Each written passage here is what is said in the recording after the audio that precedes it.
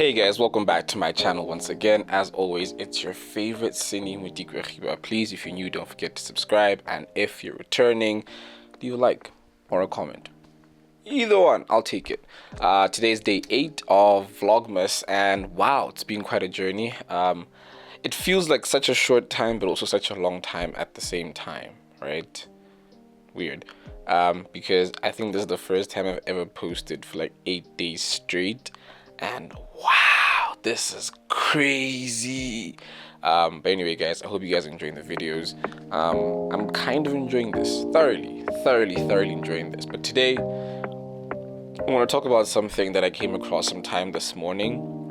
I think it was a video or a podcast that I was watching, and it spoke to something really interesting, or that really like hit me like a ton of bricks, right? And it reminded me of a particular point in my career. I think the infancy of my career, right? And the quote was, "Trust the pace of your process." And that really sunk in, you know what I mean? I really let that sink in, right? Because I think so many times we often talk about trust the process, trust God, trust this and trust that, and all these crazy things, you know, but trust the pace of your process, right? That really hit home for a couple of reasons, right? One, I think we often either feel like we're moving fast or slow, and I think the latter is the most common one. Everybody feels like they're moving slow.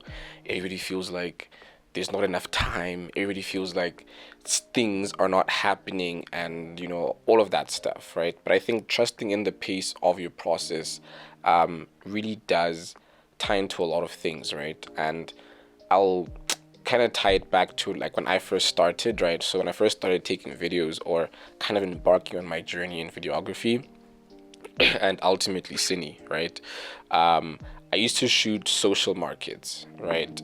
So here in the Soto Massive, we used to have, well, I guess technically still do, but we used to have these awesome social markets where it'd be food, music, poetry, and crafts, right? And there'd be a whole bunch of stalls, and it was just like a really laid back vibe. At the time, like a really laid back vibe for a Sunday afternoon, really, you know. And I'd often shoot that religiously. Wasn't paid to be there, wasn't even asked to be there, but I'd shoot that religiously, right? Because I remember at the time, I remember just thinking to myself, every single time that I shoot this, I will get better. Every single time I come and show up to this thing, I will get better, you know. And fast forward, I did that for about 2-3 years or so, while still doing a couple other creative shoots and all of that stuff here and there. But I remember doing that and thinking, this seems very inconsequential to the greater thing that I'm trying to do. But as far as getting noticed, I think this is the good or the great route to go, because at the very least, every Sunday, people would be, you know, looking for their pictures at the event, because there'd be a whole bunch of photographers just like running around and everything.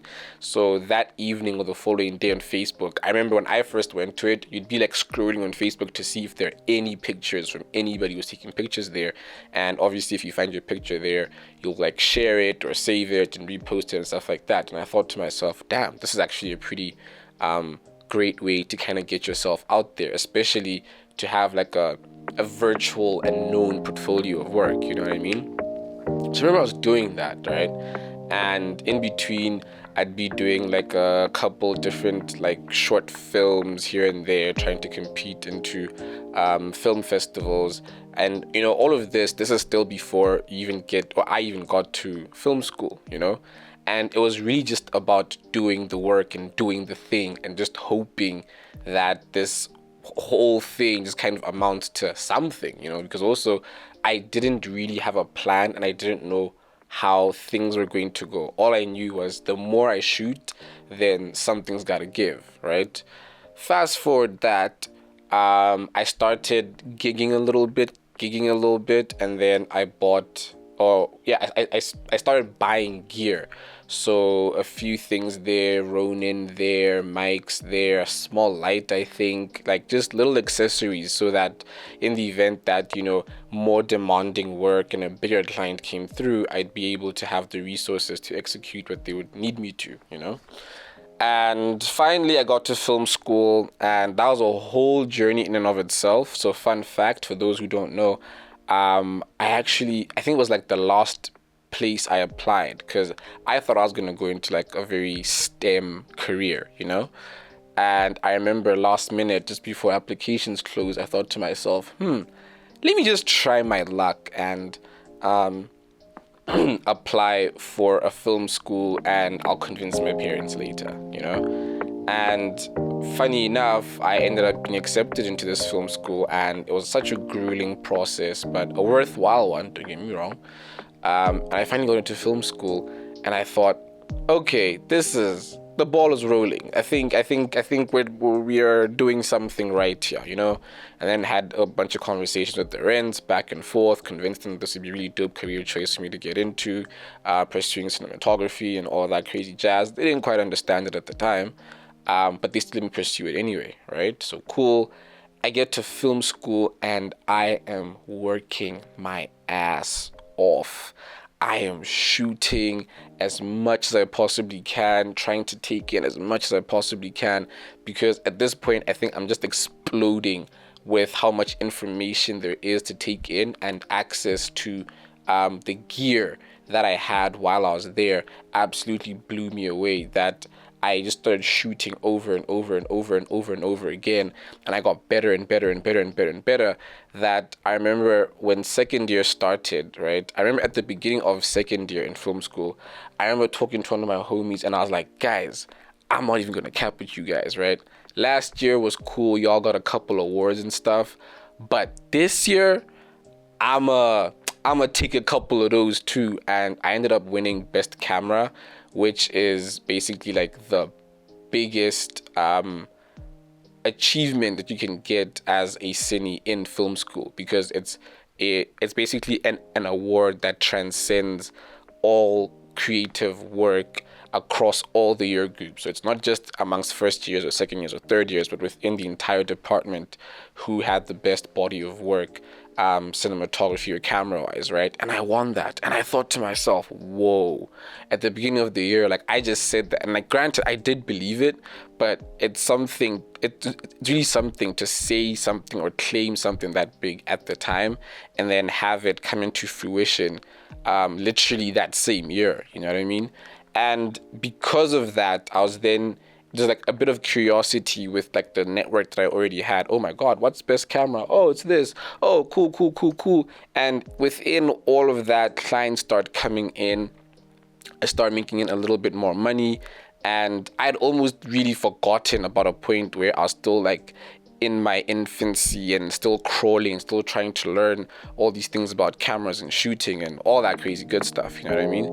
And I remember, getting to the end of the year, and I'm like, damn, like I really just won best camera. Like that's really, really, really, really crazy. And in the grand scheme of things, again, I think it might be a little bit small, right? Considering the fact that I still want to win an Oscar at least once, an Emmy at least once, and a SAFTA. Then you can start trying to repeat all of these things. Also, there are a couple of film festivals I have my eyes on, But I think when I look at that time from when I was shooting the social markets to now gaining more clients and winning best camera in second year and graduating really, really, really well, and having this be my career like long term, and I'd forgotten I was even gonna go into like marketing or accounting and all of that stuff. I remember just being so taken aback, like damn, you really gotta trust the pace of your process, because I feel like trusting the process is one thing, but I think a lot of the times we try to assume how fast that change or how fast that those achievements are going to come in, you know what I mean? And to be honest, you really don't. There's no way of knowing that. And it's just a matter of, again, you doing the things that you need to do to make sure that, okay, when the opportunity comes, you're ready. And I think that's one of the biggest things that I can ever preach, because the one thing I don't want to pay for is the cost of an opportunity, right? Because listen, I totally believe that opportunities are cyclical and they always come back, but the thing is, you don't know how long it's going to take to come back. It surely will, but you don't know how long it's going to take to come back. So yeah, guys, like that was really interesting. I think that really stuck with me. Trust the pace of your process. Damn. But anyway, guys, it's a Sunday.